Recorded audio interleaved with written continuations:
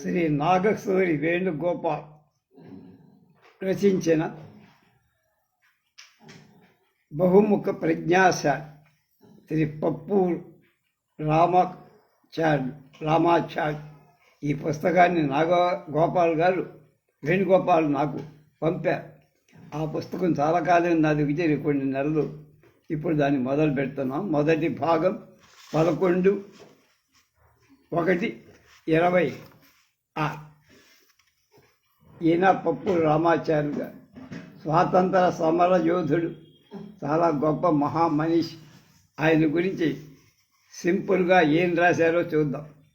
పప్పూరు రామాచార్యులు గారు 1896లో జన్మించి 1972లో మరణించారు. బహుముఖ ప్రజ్ఞాశాలి అయిన వీరు కఠిన జైలు శిక్ష అనుభవించిన స్వాతంత్ర సమర యోధుడు. ఎంతోమంది నాయకుల ఉపన్యాసాల అనువాదకులు, పినాకిని శ్రీ సాధన పత్రిక సంపాదకులు, రాయలసీమ హక్కుల పత్రం శ్రీబాగు ఒప్పందంపై సంతకం చేసిన కొద్ది మందిలో ఆయన కూడా ఒకరు. రాయలసీమ అనే మాటకు ప్రాచుర్యం తెచ్చింది కూడా ఆయనే. శ్రీ సాధన పత్రిక ద్వారా ఆధునిక రాయలసీమ సాహిత్య నిర్మాతగా చిరస్మరణీయమైన సేవ చేశారు. అంతేకాక మంచి వక్త, రాగయుక్తంగా పద్యాలు ఆలపించగల నీలం సంజీవరెడ్డికి ప్రాథమిక స్థాయిలో ఇల్లూరులో ఇంగ్లీషు నేర్పిన గురు. నీలం సంజీవరెడ్డి అంటే నేను పొంగిపోతాను, ఎందుకు నాకు తెలియదు. అనంతరం ఆర్ట్స్ కళాశాలలో సర్వేపల్లి రాధాకృష్ణ పండిత్ డిగ్రీ కోర్సులో అనుంగు శిష్యులు. డిగ్రీ విద్యార్థిగా మిత్రులతో కలిసి సమాజపు లోటుపాట్లను దుయ్యబడుతూ వదలుబోతూ పక్షకాల పత్రిక 1917, 18లో గొప్పగా నిర్వహించి చరిత్ర సృష్టించినవా. అనంతపురం తొలి మున్సిపల్ చైర్మన్గా, జిల్లా గ్రంథాలయ సంస్థ చైర్మన్గా అందించిన సేవలు చాలా విలువైనవి. తెలుగు లిపి సంస్కరణల కమిటీలో సలహా ఇచ్చిన పండితులు కూడా. రాజీ లేని పోరాటం పప్పూరి వారి నైజం. ప్రకాశం పంతులు, అయ్యదేవర, తెన్నేటి, వావిలాల గార్లతో జీవితాంత మైత్రి ఉన్నది. స్వాతంత్రం తరువాత వచ్చిన పోకడు నచ్చక విభేదించిన సాగతి. ప్రయోజనం లేదని తర్వాత దశలో తన పత్రికలో రాజకీయ విమర్శలు తిరస్కరించిన దేశ. అది ఆయన గురించి సింపుల్గా పరిచయం.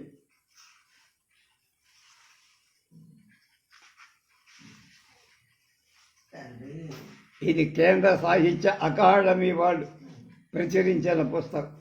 దీనికి ముందు మాట నాగసూరి అంటున్నారు. దార్శనికులైన జర్నలిస్ట్, రాజకీయవేత్త గుత్తి కేశవ పిల్లై 1860 నుంచి 1933 వరకు. నటుడు బళ్ళారి రాఘవ, శాస్త్రవేత్త శాంతప్ప, సాహిత్యవేత్త రాళ్లపల్లి అనంతకృష్ణ శర్మ, సంగీతజ్ఞులు సంధ్యావందనం శ్రీనివాసరావు, మేధావి తరిమెల నాగిరెడ్డి, త్యాగి ప్రభాకర్జీ, సంపాదకుడు విద్వాన్ విశ్వం, పండితుడు తిరుమల రామచంద్ర, ఇలా ధర్మవరం రామకృష్ణాచార్యులు, సర్దేశాయి తిరుమలరావు, నీలం సంజీవరెడ్డి, కల్లూరు సుబ్బారావు, కోగిర సీతారాం, ఐదు కళ్ళు సదాశివన్ వంటి ఎందరో మహానుభావులు అనంతపురం జిల్లా ప్రాంతంలో ఉద్భవించారు. అనంతపురం, రాయలసీమ, ఆంధ్రప్రదేశ్, భారతదేశం, ప్రపంచం అలా నా ఆసక్తిని కృషి విద్యార్థి దశ నుంచి మొదలైన 3 దశాబ్దాల క్రితం ఆకాశవాణి ఉద్యోగంతో అవి మరింత సాంద్రీకృతం అయ్యాయి. డాక్టర్ రక్కిరాజు రమాకాంతరావు 1 దశాబ్దం కిందట విద్వాన్ విశ్వం గురించి సాహిత్య అకాడమీకి మోనోగ్రాఫ్ రాయించారు. అదే మనం లైవ్ చేసాం కూడా. అవసరమైన పుస్తకాలు ఇచ్చి జానుమద్ది హనుమత్ శాస్త్రి కడప, యాదాటి కాశీపతి తోడ్పడ. శ్రీ విద్వాన్ విశ్వం పుస్తక రచన తర్వాత మరో సంకలనం సాహితీ విరూపాక్షుడు విద్వాన్ విశ్వం రాయటానికి ప్రేరేపించి, తర్వాత అదే కోవలో జ్ఞానసింధు సందేశాయి తిరుమలరావు సంకలనం రావటానికి తగిన స్ఫూర్తి నింపి. గాడిచెర్ల హరిసర్వోత్తమరావు గురించి బృహత్ సంకలనం మధ్యలో ఆగిపోయి విద్వాన్ విశ్వం తర్వాత నాతో వైజ్ఞానిక కథలు సైన్స్ ఫిక్షన్ సంకలనాన్ని 1917లో సాహిత్య అకాడమీ చేయింది. ఇప్పుడు పప్పు రామాచార్యులు నిజానికి ఇది నా కారణంగా ఆలస్యమై అయినా గడువు పొడిగించి తోడ్పడిన అకాడమీ అధికారులకు కృతజ్ఞతాపూర్వక ధన్యవాదాలు. ఆలస్యం ఒకందుకు మంచిదే. వదరుబోతు రచన 100 ఏళ్ల సందర్భంగా 2 పుస్తకాలు వెలువడ్డాయి. దీనికి కొంత ముందు రాయలసీమ సాహిత్యపు ఆధునిక ప్రారంభం గురించి కొన్ని విశ్వవిద్యాలయ పరిశోధనలు కొత్తగా మొదలై ఫలితంగా శ్రీ సాధన పత్రిక పప్పు రామాచార్యుల గురించి కొత్తగా ఆసక్తి మొదలై ఇది పినాకిని పత్రిక స్థాపనకు శతవార్షిక సందర్భం కూడా. ఈ పూర్వరంగంలో నా పుస్తకం రావడం ఆనందమే. పప్పు రామాచార్యులు తొలుత నడిపిన పినాకిని పత్రికలు భాగస్వామ్యులైన కైపా సుబ్రహ్మణ్య శర్మ, మహానందయ్య సోదరుల వారసుడైన అనంతపురం వాస్తవి కైపా నాగరాజు ఈ పుస్తక రచన నేను చేస్తున్నానని తెలిసి చాలా ఆనందపడ్డా. ఇటీవలే కనుమూసినవి చూపిన వాత్సల్యం, ప్రేమ ఎంతో విశేషం. ఈ పుస్తకం సంతృప్తిగానే వచ్చిందనుకుంటా. నా జీవన సహచరి అర్ధాంగల హంసవర్ధినికి ధన్యవాదాలు. ఎందరో స్నేహితులు, అందరికీ వందనాలు. ఈ పుస్తకం 2023లో మొదటి ముద్రణ. నేపథ్యం: చరిత్ర గమనాన్ని పరిశీలిస్తే ఇప్పుడు బహుళ ప్రచారంలో ఉన్న రాయలసీమ అనే మాట కేవలం ఒక శతాబ్దం లోపలే చలామణికై హిరంజక రాష్ట్రం, ములికినాడు, రేనాడు మొదలైన పేర్లు కలిగిన ప్రాంతం ఆధునిక చరిత్రలో రాయలసీమగా స్థిరపడి మట్లి రాజైన అనంత భూపాదుడి ఆస్థానంలో నడిమించి వెంకటపతి రాసిన అభిషిక్త రాఘవం అనే తెలుగు కావ్యంలో రాయలసీమ ప్రస్తావన కలిపి. అయితే ఆ పేరు తర్వాత కాలంలో ఎందుకు మరుగుపడిపోయిందో ఎవరికీ తెలియదు. దత్త మండలాలు సీడెడ్ డిస్ట్రిక్ట్గా పిలువబడి ఈ ప్రాంతం 1928 నవంబర్ 18 నుంచే రాయలసీమగా ప్రచారం అయ్యి.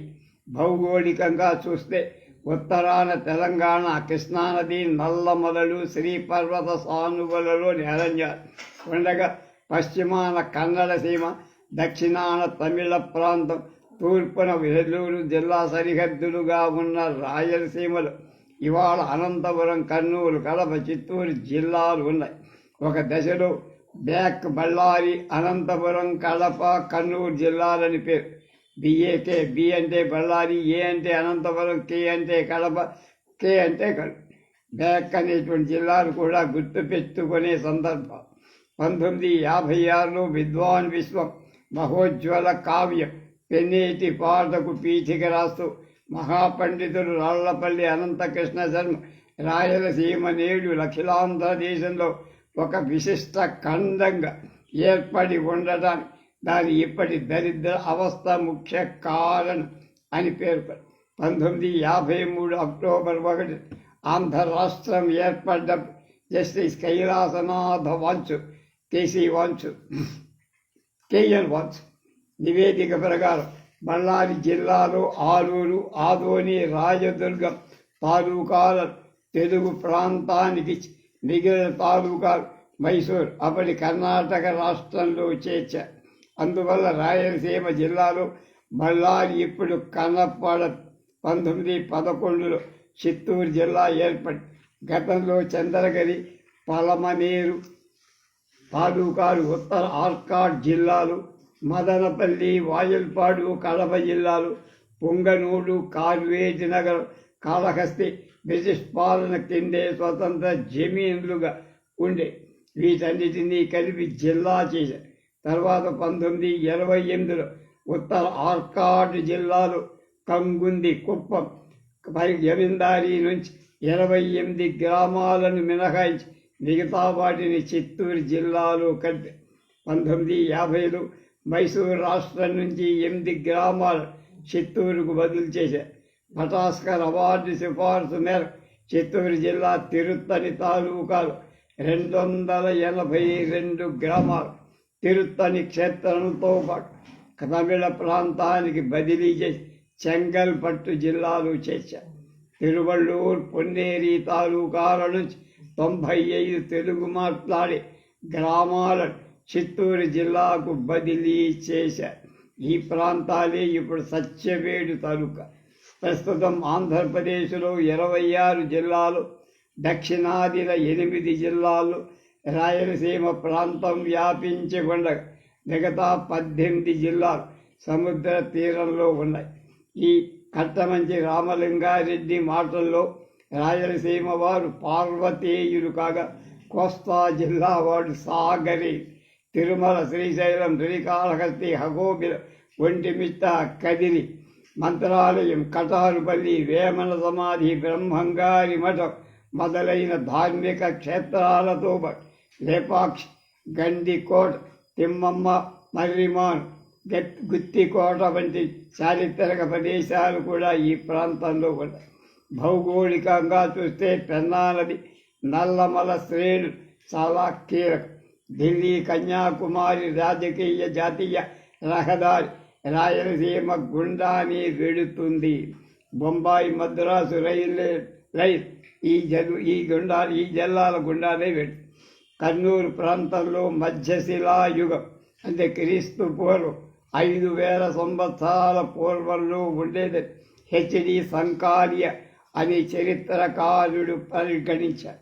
అదే జిల్లాల నదుల పరివాహక ప్రాంతాల్లో పాత శిలాయుగపు పనిముట్లు లభించాయి కూడా.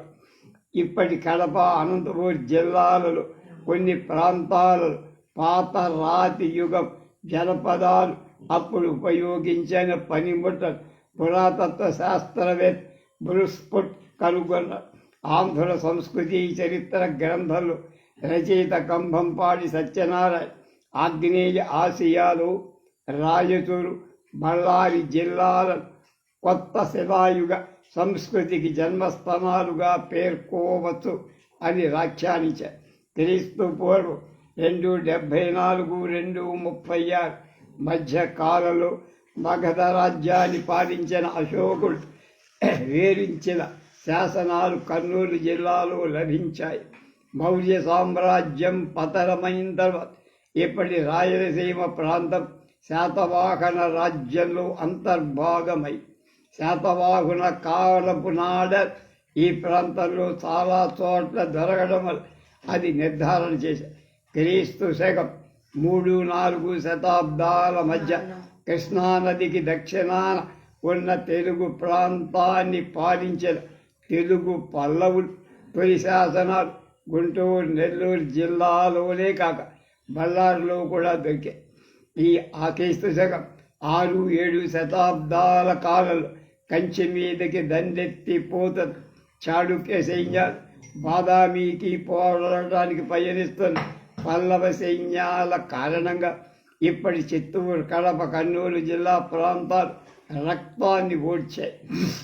విజయంతో వెనుదిరుగుతున్న, పరాజయంతో పయనం చేస్తున్న ఈ ప్రాంతాలు రాజబలగాల హింస, దోపిడీల కారణంగా పలు రకాలుగా చితికిపోయాయి. చాళుక్యుల తర్వాత రేనాడు బాణరాజుల వశమై ఈ ప్రాంతం 11వ శతాబ్ది ప్రారంభం వరకు రేనాటి చోళ వంశానికి చెందిన విభిన్న శాఖల వాళ్ళే దాన్ని పాలించారని చెప్పచ్చు.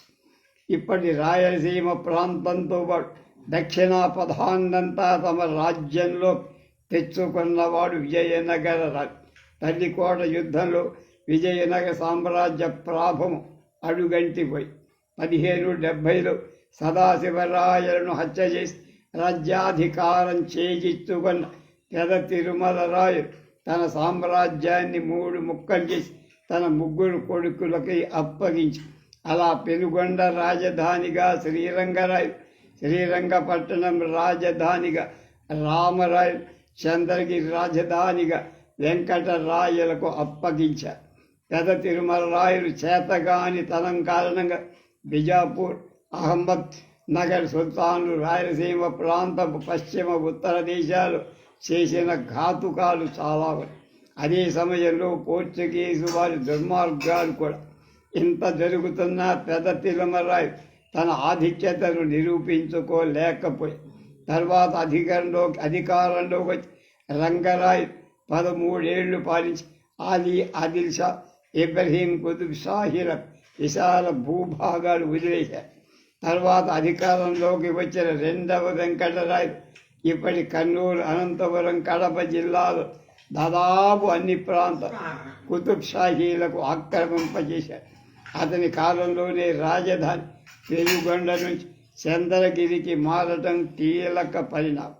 పిమ్మట ఎంతోమంది చిన్న చిన్న సామంతులు తిరుగుబాటు చేసి స్వతంత్రత ప్రకటించుకున్నారు.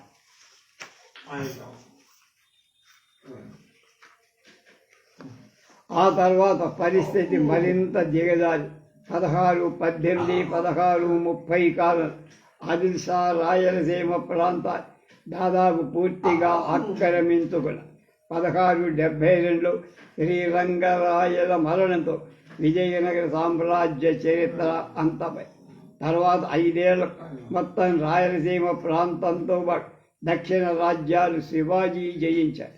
మరాఠాలను నిలవరించలేదు.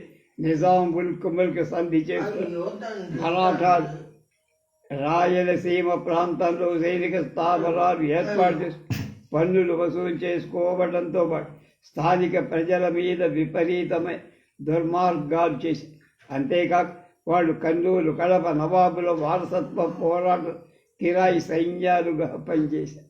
అలా అతలాకుతలమైన ఈ ప్రాంతంలో పుట్టికి వచ్చిన పాలెగాళ్ల వ్యవస్థ ఆ ప్రాంతవాసుల ఇడుములకు ఆజ్యం పోసి పాలెగాళ్ళు ఎప్పుడు బయలుదేరారో ఖచ్చితంగా చెప్పలేం. కానీ వారు సృష్టించిన అరాజకం ఈ ప్రాంతపు చరిత్రలో తీరని కళంకం.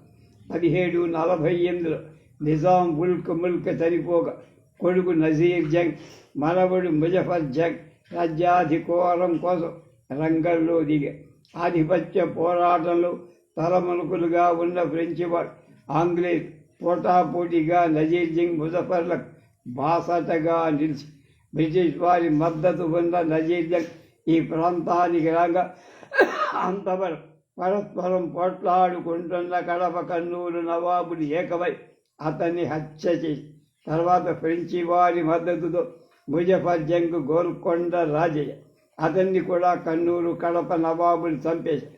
తర్వాత నవారజ్ జంగ్ను ఫ్రెంచి వాడు నిజాం నవాబుగా నియమించి అసమర్థుడు, బలహీనుడైన ఈ నిజాం అటు ఫ్రెంచి వాళ్ళకి ఇటు మరాఠాలకు మధ్య నలిగిపోయాడు. ఈ సమయంలోనే శ్రీరంగపట్నం రాజధానిగా ఏల్తున్న హైదరాబాద్ సైనిక శక్తిగా ఎదిగాడు. నిజాం ప్రాబల్యం ఎంతో లేదు. ఇప్పటి రాయలసీమ ప్రాంతాలు సునాయాసంగా కైవసం చేశారు. అలా ఈ ప్రాంతం మైసూరు రాజ్య భాగమై బ్రిటిష్ వారికి, ఫ్రెంచి వారికి మధ్య సాగిన ఆధిపత్య పోరాటంలో క్రమంగా ఫ్రెంచి వాడు బలహీనమయ్యారు. శ్రీరంగపట్టణం రాజైన హైదరాబాదీ కుమార్ టిప్పు సుల్తాన్ బ్రిటిష్ వారికి కొరకరాని కొయ్యయ్యారు. బ్రిటిష్ వారికి వ్యతిరేకంగా మరాఠాలతో, నిజాంతో కలిసి నలవాది టిప్పు సుల్తాన్ చేసిన ప్రయత్నం సఫలం కాల. అటు నైజాం, ఇటు మరాఠారాలు బ్రిటిష్ వాళ్ళకి సహకరించారు. దాంతో 1790లో జరిగిన 3వ మైసూర్ యుద్ధంలో టిప్పు సుల్తాన్ ఓటమి పాలు. తర్వాత బ్రిటిష్ వాళ్ళు నిజాం నవాబుకు జరిగిన సంధి ఫలితంగా మళ్ళీ రాయలసీమ ప్రాంతం నైజాంకు దగ్గర. అయితే అదే సమయంలో మరాఠాలు, నిజాం నవాబు మధ్య విభేదాలు కొనసాగుతూ బ్రిటిష్ వాళ్ళ ప్రాబల్యం పెరిగి దాంతో 1800 నైజాం నవాబ్ బ్రిటిష్ వాళ్ళతో సైన్య సహకార సంధి చేసుకున్నారు. దీని ప్రకారం మరాఠాలు దాడి చేస్తే బ్రిటిష్ వాళ్ళు తోడుగా ఉంటారు. దానికి ప్రతిరూపంగా నిజాం నవాబ్ బ్రిటిష్ వాళ్ళు రాయలసీమ జిల్లాలు ధారా దత్తం చేసి అప్పటి నుంచి బళ్ళారి, అనంతపురం, కడప, కర్నూలు జిల్లాలకు దత్త మండల సీడెడ్ డిస్ట్రిక్ట్స్ అనేది ఏవగింపుగా ఉండే ఈ దత్త మండలాలు అనే పేరు 13 దశాబ్దాలు పేరు పొంది అలాగే సాగి 1928 నవంబర్ 17, 18 నంద్యాల ఆంధ్ర మహాసభ రెండవ రోజున మొదటి దత్త మండలాల ప్రతినిధుల తొలి సమావేశం కడప కోటిరెడ్డి గారి అధ్యక్షతని.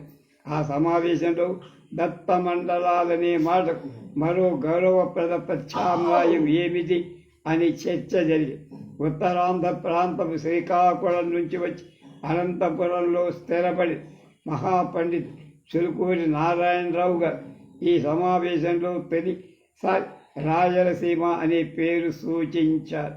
ఆ మాట వెంటనే ఆమోదం పొందగా పప్పూరు రామాచారి తీర్మానాన్ని ప్రతిపాదించారు. సభ ఏకగ్రీవంగా ఆమోదించి గుత్తి కేశవ పిళ్ళై, కడప కోటిరెడ్డి, కల్లూరి సుబ్బారావు, గాడిచెర్ల హరిసర్వోత్తమరావు, టిఎన్ రామకృష్ణారెడ్డి మొదలు నాయకు, రాళ్లపల్లి అనంతకృష్ణ శర్మ, గడియారం వెంకట శాస్త్రి, పుట్టపర్తి నారాయణచారి, విద్వాన్ విశ్వం, తిరుమల రామచంద్ర వంటి కవులు రాయలసీమ అనే మాటకు విశేష గౌరవాన్ని ప్రాచుర్యాన్ని తెచ్చి, అయితే తొలి దశలో రాయలసీమ అనే మాట మంచి ప్రాచుర్యాన్ని కల్పించిన వేది పప్పూరు రామాచార్యులు గారి శ్రీ సాధన అనే పత్రిక 1926 ఆగస్టు 14 అనంతపురం నుంచి మొదలై శ్రీ సాధన పత్రిక 1927 సెప్టెంబర్ 3వ తేదీ నుంచి తన మకుటం కింద voice of the senior district అని రాసుకోవడం ప్రారంభించి, అయితే ఈ మకుటాన్ని 1929లో మార్చేసి 16 నుంచి వాయిస్ ఆఫ్ రాయలసీమగా మార్పు చేసి ఆ మాటకు విశేష ప్రాచుర్యాన్ని కల్పించి పప్పూరు రామాచార్యులు గారు ఈ ప్రాంతపు చరిత్రకు, సంస్కృతి, భాష గౌరవప్రదమైన అస్తిత్వాన్ని కల్పించిన దార్శకుడు పప్పూరు రామాచార్యులు సహజ సిద్ధంగా నాయకులు, పోరాట యోధులు, రచయిత, సంపాదకులు అయిన వారి జీవిత చరిత్రని ఇప్పుడు మనం చదువుతున్నామని మొదటి చాప్టర్ పూర్తి చేశారు. రేపు 2వ చాప్టర్ రాయలసీమ ప్రాంతంలో స్వాతంత్ర పోరాటం.